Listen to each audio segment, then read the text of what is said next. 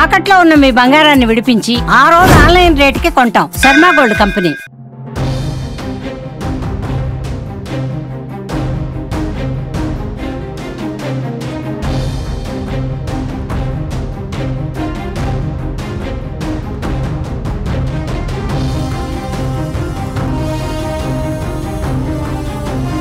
తెలంగాణలో ఉగ్రమూలాలు ఆందోళన కలిగిస్తున్నాయి.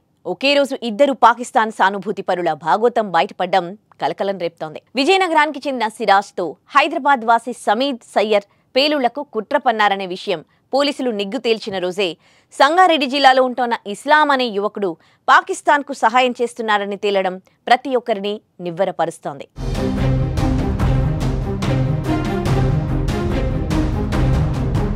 జమ్మూ కాశ్మీర్లోని పెహల్గాంలో హిందువుల కాల్చివేత తర్వాత భద్రతా దళాలు పూర్తి స్థాయిలో చర్యలు తీసుకుంటున్నాయి. ఉగ్రవాద దాడి తర్వాత భద్రతా దళాలు ఉగ్రవాదులపై ఆపరేషన్ను ముమ్మరం చేశాయి.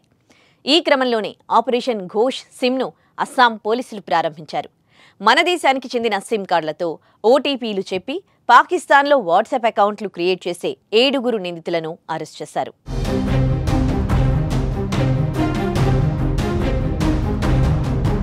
ఏడుగురిలో సంగారెడ్డికి చెందిన ఇస్లాం ఉన్నాడు. ఇస్లాం అనే వ్యక్తి అస్సాం నుంచి వచ్చి సంగారెడ్డిలో కూలీ మేస్త్రీగా జీవనం సాగిస్తున్నాడు. ఇక్కడున్న యువకులను ఉగ్రవాదులుగా తయారు చేయడం, ఫేక్ సిమ్ కార్డులు క్రియేట్ చేసి పాకిస్తాన్ ఏజెంట్లకు పక్కా సమాచారం ఇవ్వడం ఇస్లాం పనిగా పెట్టుకున్నాడు.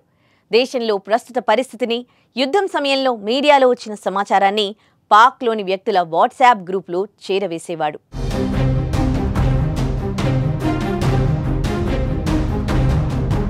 ఇస్లాంతో పాటు మిగిలిన 6 అస్సాం పోలీసులు విచారిస్తున్నారు. వారి వద్ద నుంచి 948 సిమ్ కార్డులను స్వాధీనం చేసుకున్నారు. ఆ సిమ్ కార్డులను నిందితులు సైబర్ క్రైమ్స్తో పాటు యాంటీ నేషనల్ ఆపరేషన్లకు వినియోగించారని పోలీసులు స్పష్టం చేశారు. నిందితులంతా దేశంలోని పలు రాష్ట్రాల్లో చిన్నా చితకా పనులు చేసుకుంటూ సామాన్యులుగా జీవనం సాగిస్తున్నట్లు చుట్టుపక్కల వారిని నమ్మించేవారు. తమపై అనుమానం రాకుండా పాక్కు దేశ సమాచారం చేరవేసినట్లు అధికారులు గుర్తించారు. దర్యాప్తులో మరిన్ని విషయాలు తేలనున్నాయి.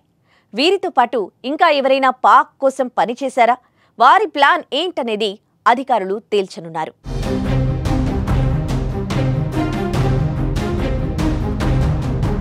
పెహల్గాం దాడి తర్వాత అస్సాం వేదికగానే పాక్ అనుకూల నినాదాలు ఎక్కువగా వినిపించాయి. ఉగ్రవాదులు అన్యాయంగా 28 మంది అమాయక ప్రజల ప్రాణం తీయడంతో దేశం కన్నీరు పెడితే అస్సాంలో రాష్ట్రంలోని దేశ విద్రోహ శక్తులు మాత్రం ఆనందపడ్డాయి. ఉగ్రవాదులకు సానుకూలంగా గళాన్ని వినిపించారు. దేశానికి వ్యతిరేకంగా మాట్లాడిన సుమారు 50 మందిని పోలీసులు అరెస్ట్ చేశారు. తాజాగా ఆపరేషన్ ఘోస్ట్ సిమ్లో భాగంగా మరో 7 అరెస్ట్ చేయడం చర్చానీయాంశమవుతోంది.